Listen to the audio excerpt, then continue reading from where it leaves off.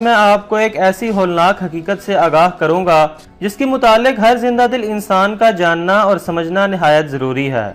चुनांचे ये वीडियो इंतहाई दिलचस्प होने के साथ साथ तजस्सुस और मालूमात से भरपूर है, लिहाजा आपसे इल्तमास है कि हकीकत को समझने के लिए इस वीडियो को आखिर तक देखें। और तमाम नए आने वाले दोस्तों से गुजारिश है कि बराए मेहरबानी चैनल को सब्सक्राइब करके साथ मौजूद बेल के आइकन को भी ज़रूर दबा दें। नाज़रीन कराम, ये बहुत अफसोस की बात है कि पाकिस्तान आज दुनिया का दूसरा सबसे ज़्यादा फहश फिल्में देखने वाला मुल्क बन चुका है, जिनमें अक्सरियत नौजवानों की है।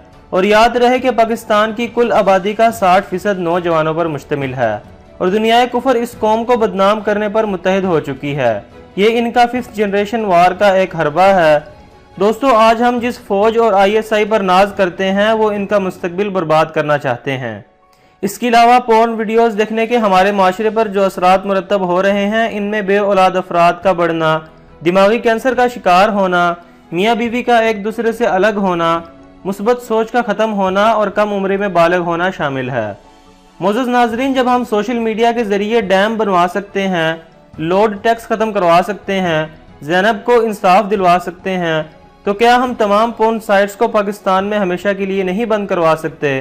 तो आइए हम सब नौजवान मिलकर इमरान खान साहब से अपील करते हैं कि हमारे मुल्क को आज सबसे ज़्यादा इस तब्दीली की ज़रूरत है कि तमाम गंदी वेबसाइट्स को पाकिस्तान में बंद किया जाए, क्योंकि आज से पहले इस चीज़ को सुल्तान सलाहुद्दीन अय्यूबी ने मुकम्मल बंद किया था। दोस्तों, कुरान पाक में इरशाद बारी ताला है जिसका मफहूम है, तुम जिनकी मुशाबत इख्तियार करोगे इन्हीं के साथ शुमार किए जाओगे। क्या पता कि आपका ये आवाज़ उठाना आपको सुल्तान का सिपाही बना दे। दोस्तों, हम लोग सारा दिन मोबाइल इस्तेमाल करते हैं, लेकिन आज इस काम के लिए भी इस्तेमाल करें कि मेरे इस पैगाम को तब तक फॉरवर्ड करें जब तक गंदी फिल्में मुकम्मल तौर पर पाकिस्तान में ब्लॉक ना हो जाएं। और इसके अलावा इस हैशटैग को अपनी हर सोशल मीडिया साइट्स पर इस्तेमाल करें। तो आइए हम सब मिलकर ये काम करें, अपनी नस्ल का मुस्तकबिल संवारें और पाकिस्तान को गंदगी से पाक करें। और अगर ऐसा हो जाए तो बहुत सी बुराइयों से हमारा मुल्क बच सकता है और हमारे नबी सल्लल्लाहु अलैहि वसल्लम और हमारा रब हम पर राज़ी हो सकता है।